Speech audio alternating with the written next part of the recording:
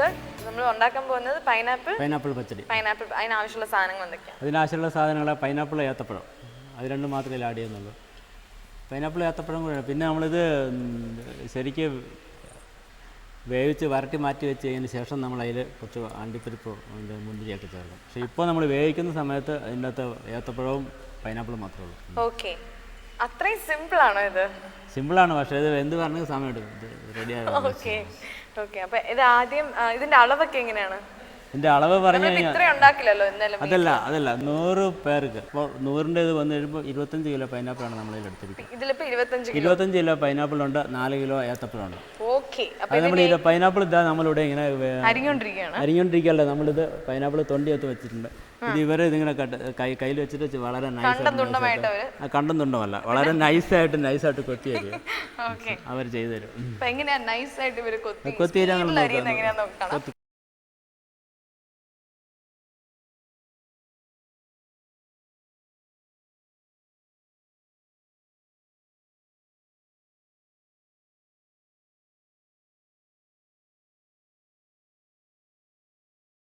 Pineapple കൊത്തി അരിഞ്ഞ് ഇനി നമുക്ക് അതിൻ്റെ അത് ഏത്തപ്പഴം വളരെ നൈസായിട്ട് ഒന്ന് മുറിച്ചിട്ട് നൈസായിട്ട് നമ്മളെല്ലാവരും ചേർക്കുന്നു. ഇനി നമ്മൾ ഇതിലൊന്നും ആഡ് ചെയ്യുന്നില്ല. നമ്മളിതിന് വാർപ്പിലേക്ക് അല്ലെങ്കിൽ നല്ല അടി കട്ടിയുള്ള ഏതെങ്കിലും പാത്രത്തിലേക്ക് നമ്മളിത് മാറ്റുക.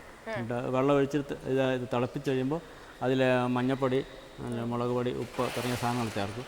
പിന്നെ അത് ബോയിൽ ചെയ്ത് അത് വെന്ത് ഒരു പാകത്തിനാകുമ്പോൾ അതിന് ബാക്കിയുള്ള സാധനങ്ങൾ നമ്മൾ ചേർക്കുക. ഇത്രയും വലിയൊരു കിച്ചണാണ് സാറിൻ്റെ കിച്ചൺ. നോക്കൂ, എല്ലാവരും നോക്കൂ. ഇങ്ങനെ സാർ ഓടി നടന്നാണ് ഇവിടെ കുക്കിംഗ് ചെയ്യുന്നത്. സാർ ഇത്രയും വലിയൊരു കിച്ചൺ സാർ ഉണ്ടാക്കാൻ കാരണം എന്താണ്? ഞങ്ങളിവിടുന്ന് കല്യാണ ദിവസങ്ങളിൽ കൂടുതൽ ആൾക്കാർക്ക് സദ്യ കയറ്റി അയക്കേണ്ടതുണ്ട്. നമുക്ക് ഹൈജീനിക് ആയൊരു അറ്റ്മോസ്ഫിയറിൽ മാത്രമേ വൃത്തിയായിട്ടുള്ള ആഹാരം കൊടുക്കാൻ പറ്റുള്ളൂ. ധാരാളം സ്ഥലം വേണം. ഡെയിലി കഴുകി ഇതെല്ലാം തുടച്ചിടും. വൈഫ് ശാലിനി ഖാദിബോർഡ് ജോലി ചെയ്യുന്നു. മക്കളെ മൂത്തമാൻ ചെയ്തു. മൂത്ത മകൻ ഭയങ്കര റെസ്പോൺസിബിൾ ആണ്. ഇവിടെ എല്ലാ കാര്യങ്ങളും ചെയ്യുന്നത് സാറൊന്നല്ല കേട്ടോ, മോനാണ് ചെയ്യുന്നത്. എല്ലാ കാര്യങ്ങളും ചെയ്ത് നടക്കുന്നുണ്ട്. മൂത്തമാൻ MBA വിദ്യാർത്ഥിനാണ്, ഫൈനൽ സെമസ്റ്റർ. ഓക്കെ, മോൾ 12th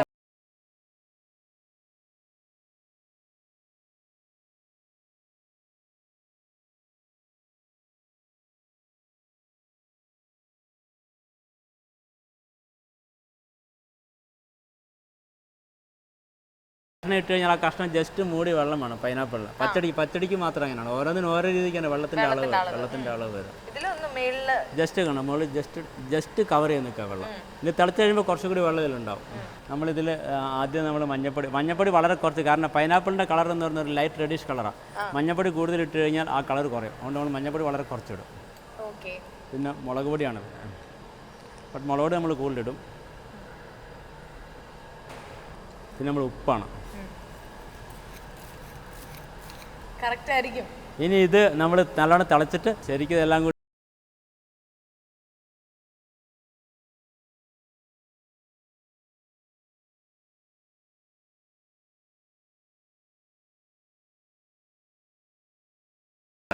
അപ്പോൾ നമുക്ക് അതിന് ശേഷം വരാം. നമ്മൾ സാധാരണ വീട്ടിൽ 10-15 പേർക്ക് വേണ്ടിയൊക്കെയാണ് മാക്സിമം ഉണ്ടാക്കിയിട്ടുണ്ടാവുള്ളൂ പച്ചടികൾ. ഇവിടെ നമ്മൾ 100 പേർക്ക് വേണ്ടിയാണ് ഉണ്ടാക്കുന്നത്. അളവും കേട്ട് നമ്മൾ 25 കിലോ പൈനാപ്പിൾ, 3 കിലോ പഴം, പിന്നെ മുളക് പൊടി, മഞ്ഞൾപ്പൊടി, ഉപ്പ് ഇതെല്ലാം അളവിനിട്ടിരിക്കുകയാണ്, വെള്ളത്തിലിട്ടിരിക്കുകയാണ്. ഏകദേശം 45 മിനിറ്റോളം ഇതിങ്ങനെ ഇളക്കിക്കൊണ്ടിരിക്കണം. അത് കഴിഞ്ഞിട്ടാണ് പച്ചടി റെഡി ആവുന്നത്. ഇത് നമ്മളിപ്പോൾ ഉണ്ടാക്കുന്ന പൈനാപ്പിൾ പച്ചടി. ഇതുപോലെ പല തരത്തിലുള്ള പച്ചടികളുണ്ട്. ഇതിനെക്കുറിച്ച് ഏതൊക്കെയാണ് ഈ പച്ചടികൾ എന്നൊക്കെ നമുക്ക് ചോദിച്ചറിയാം. നമ്മുടെ പൈനാപ്പിളും പഴമൊക്കെ ഇങ്ങനെ വെള്ളത്തിൽ കിടന്ന് ഇങ്ങനെ വെന്നുകൊണ്ടിരിക്കുകയാണ്. വെള്ളം ശരിക്കും വറ്റിക്കഴിയുമ്പോൾ നമ്മളിൽ പഞ്ചസാര ആഡ് ചെയ്യുന്നു. പഞ്ചസാര ആഡ് ചെയ്തതിന് ശേഷം ആ പഞ്ചസാരയുടെ വെള്ളം കൂടി വറ്റ് ശരിക്കും ഒരു ഡ്രൈ പൊസിഷനിലെത്തുമ്പോൾ നമ്മൾ പകർന്ന് മാറ്റും. നല്ല സമയം വേണം. ഒരു 1.5 അവർ ടോട്ടൽ. 45 മിനിറ്റ് ഇത് വേവാനാണ്. പിന്നെ ഫിനിഷ്ഡ് ആയിട്ട് പിന്നെ നമുക്ക് ഈ പച്ചടികളിൽ എത്ര തരം പച്ചടികളുണ്ട്? പച്ചടി എല്ലാ ഏത് ഐറ്റം കൊണ്ട് നമുക്ക് പച്ചടി ഉണ്ടാക്കാം. പൈനാപ്പിൾ പച്ചടി ഉണ്ട്, മത്തങ്ങ പച്ചടി ഉണ്ട്, വെള്ളരിക്ക പച്ചടി. പക്ഷേ വെള്ളരിക്ക നമ്മൾ കിച്ചടി ആയിട്ട് മാറുന്നത്. പച്ചടിക്കകത്ത് സ്വീറ്റ് കണ്ടൻസ് ഉണ്ടാവും, കിച്ചടിക്കകത്ത് സ്വീറ്റ് കണ്ടൻസ് ഉണ്ടാവില്ല. 100 പേർക്കുള്ള അളവിൽ എങ്ങനെയാണെന്ന് നമുക്ക് ചോദിക്കാം. അത് വെച്ചിട്ട് ഒരു ഊഹത്തിൽ നിങ്ങൾ വീട്ടിലുണ്ടാക്കിയുള്ളൂ കുറച്ച് അല്ലേ? അതേ പറ്റുള്ളൂ. അതിൻ്റെ കാൽക്കുലേഷൻ എങ്ങനെയാണ്? അപ്പോൾ എങ്ങനെയാണ് 100 പേരുടെ അളവ്? 100 പേർക്ക് നമ്മൾ 5 കിലോ പൈനാപ്പിളാണ് 100 പേർക്ക് എടുക്കാം. 1000 പേർക്ക് എടുക്കുമ്പോൾ 50 കിലോ പൈനാപ്പിൾ എടുക്കും. ആ 5 കിലോ പൈനാപ്പിൾ ഒരു 250 250 300 ഗ്രാം വരെ ഏത്തപ്പഴം ചേർക്കും. പിന്നെ അതിൻ്റെ ബാക്കി സാധനങ്ങളൊക്കെ ഞാൻ പറഞ്ഞല്ലോ, അതിന് അളവില്ല, അത് കയ്യിൽ വരുന്നതാണ്. ഓക്കെ. അതായത് മുളക് പൊടി, മഞ്ഞൾപ്പൊടി, ഉപ്പ് പാകത്തിനെന്നാണ് പറയാം. പിന്നെ കല്ലുപ്പാണ് ഈ മറ്റേ ഉപ്പിനേക്കാൾ കൂടുതൽ ഉപ്പ് രസം ഊറൽ കല്ലുപ്പാണ്. നമുക്കതിൻ്റെ അളവ് കിട്ടലും ഈ അയഡൈസ്ഡ് ഉപ്പുകൾക്കെല്ലാം മറ്റുള്ള ഉപ്പുകൾ ചേർക്കുന്നതിൻ്റെ അത്ര പുളിരസം അതിൽ ഊറി വരില്ല. അപ്പോൾ നമ്മൾക്ക് കൈ വഴങ്ങുന്നത് കല്ലുപ്പിലാണ്. അതുകൊണ്ടാണ് കല്ലുപ്പ് നമ്മൾ എടുക്കണം.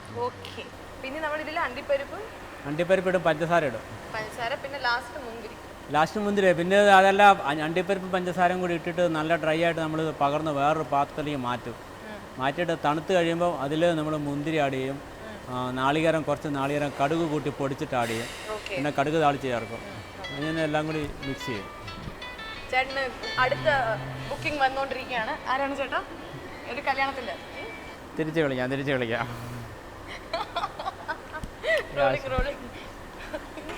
അപ്പം നമ്മളിതിൽ കാഷ്യൂനട്ട് ഇടാറായി.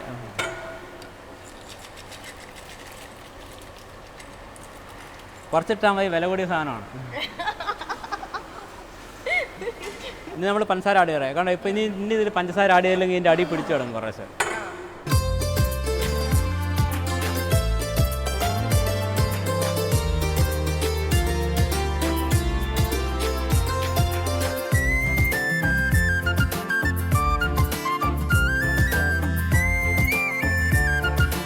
ഇനി നമുക്കിത് ഡ്രൈ ആകുന്ന വെയിറ്റ് ചെയ്യാം. കാരണം പഞ്ചസാര ആഡ് ചെയ്ത് വളരെ പെട്ടെന്ന് ചോട്ടി പിടിക്കാൻ തുടങ്ങും.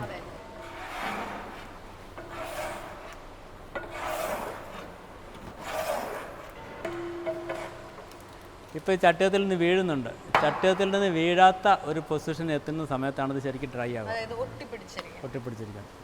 ആ ഒരു അവസ്ഥയിലെത്തുമ്പോഴാണ് നമ്മളിതിൻ്റെ ഫ്ലെയിം ഓഫ് ചെയ്യുക. ഇതിന് ചേർക്കുന്ന ഇൻഗ്രീഡിയൻസ് ഇപ്പോൾ നമുക്കൊരു കൃത്യമായ അളവ് നമുക്ക് പറയാൻ പറ്റില്ല. അത് കയ്യിൽ ഓട്ടോമാറ്റിക്കലി വരുന്ന സംഭവം.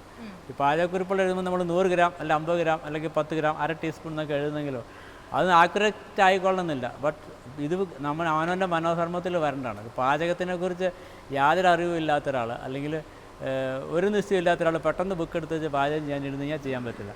എന്താണെന്നും അതിൻ്റെ സങ്കല്പം എന്താണെന്നും അല്ല അതിൻ്റെ ഇൻഗ്രീഡിയൻസ് എന്താണെന്നും അതിൻ്റെ എത്ര ഏകദേശ സ്ഥാനം വേണ്ടിയിടുന്നൊരു ഏകദേശ ഊഹം ഉണ്ടെങ്കിൽ പാചകം ചെയ്യാൻ പറ്റുള്ളൂ.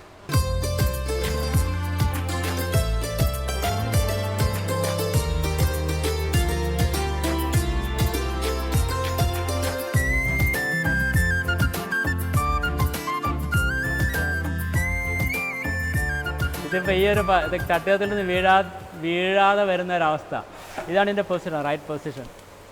അങ്ങനെ ഒട്ടിപ്പിടിച്ചിരിക്കും. അപ്പോൾ ഇതിലെ ജലാംശം കംപ്ലീറ്റ് പറ്റി. ഇനി ശരിക്കും തണുത്ത് കഴിയുമ്പോൾ നമ്മളിതിൽ നാളികേരം കടുക് ചേർത്ത് പൊടിച്ച് ചേർക്കും, പച്ചമുന്തിരി കഴുകി തുടച്ചിടും, കടുക് താളിച്ച് ചേർത്ത് ഇളക്കി കഴുകി തുടയ്ക്കുന്നതിൻ്റെ ജലാംശം കളയാം.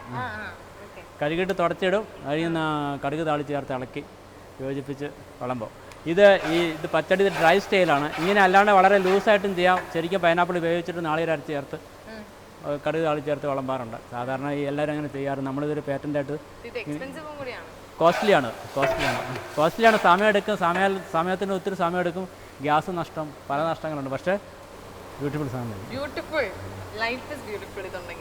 ചേരേണ്ട സാധനങ്ങളെ ചേരേണ്ട രീതിക്ക് അതിൻ്റെ ഈക്വൽ കറക്റ്റ് റേഷ്യോയിൽ ചേരുവാണെങ്കിൽ അതിന് നമ്മൾ ഉദ്ദേശിക്കുന്ന കളർ അതിന് കിട്ടുമെന്ന് പറയാം. പിന്നെ ഇത് പാത്രം ഒരു വലിയ ഘടകമാണ്. നമ്മുടെ ഈ പാത്രങ്ങളിൽ ഒന്നിലും നോൺ വെജിറ്റേറിയൻ ഒരു സാധനം വയ്ക്കാറില്ല. ഇത് ഞങ്ങൾ പുറത്ത് വാടകയ്ക്ക് കൊടുക്കുന്നില്ല. അതുകൊണ്ട് ഈ സാധനങ്ങൾ നോൺ വെജിറ്റ് വെച്ച് കഴിഞ്ഞാൽ ഇത്തരം പാത്രങ്ങളിലൊക്കെ ഒരു കറുത്ത ഒരു കുത്തു വന്ന് വീഴും. അത് വന്ന് അതിൻ്റെ ഒരു നെയ്യ് ഇളകിയിട്ട് ഇതിൻ്റെ എല്ലാത്തിൻ്റെ കളർ മാറും. ഇപ്പോൾ ഈ നോൺ വെജിന് മാത്രമേ വരത്തുള്ളൂ. നോൺ വെജ് സാധനത്തിൻ്റെ അത് ഇറച്ചിയൊക്കെ വെച്ച് കഴിയുമ്പോൾ അതിൻ്റെ അകത്ത് നെയ്യുണ്ടല്ലോ, നെയ്യിൻ്റെ അകത്ത് സൈഡിൽ ഇങ്ങനെ കറുത്ത പുള്ളിയായിട്ട് ഇതിൽ പാത്രത്തിൽ പറ്റിപ്പിടിച്ചിരിക്കും. അത് നമ്മൾ എത്ര വാഷ് ചെയ്താലും അത് പോവില്ല. നമുക്ക് ഇതിപ്പോൾ നല്ലോണം തണുത്ത് നമുക്ക് ഫിനിഷ് ചെയ്യാം. അപ്പം നമ്മൾ ആദ്യം പച്ചടി ഫിനിഷ് ചെയ്യുമ്പോൾ നമ്മൾ നാളികേരം നല്ലോണം ചതച്ച നാളികേരം ചേർക്കണം. വെറുതെ നാളികേരം നല്ലോണം നമ്മൾ മിക്സിക്കകത്തിട്ട് അല്ലെങ്കിൽ ഗ്രൈൻഡറിട്ട് നല്ലോണം ചതച്ച നാളികേരം ചേർത്താൽ മതി. ഡ്രൈ ആണ്. പിന്നെ നമ്മളതിൽ കടുക് പൊടിച്ച് ചേർക്കില്ല. കടുക് പൊടിച്ച് ചേർത്തില്ല, പച്ചക്കടുക്. അത്രയും വേണം. കടുകിൻ്റെ സ്വാദ് നല്ലോണം വരണം. നമ്മൾ പിന്നെ ഇതിൻ്റെ അകത്ത് കടുക് താളിച്ച് പച്ചമുന്തിരി നല്ലോണം കഴുകി തുടച്ചെടുത്താണ് എല്ലാം.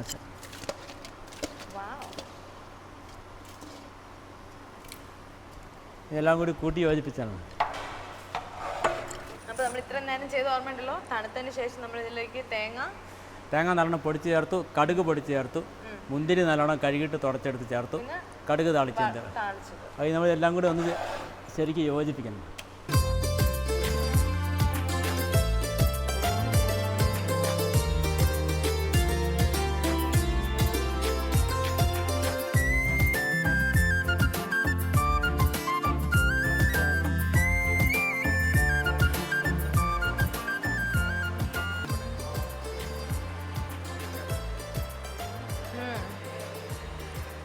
സൂപ്പർ. ഇതിൽ എരിവുണ്ട്, മധുരമുണ്ട്, എല്ലാം ഉണ്ട്. സൂപ്പറായിട്ടുണ്ട്.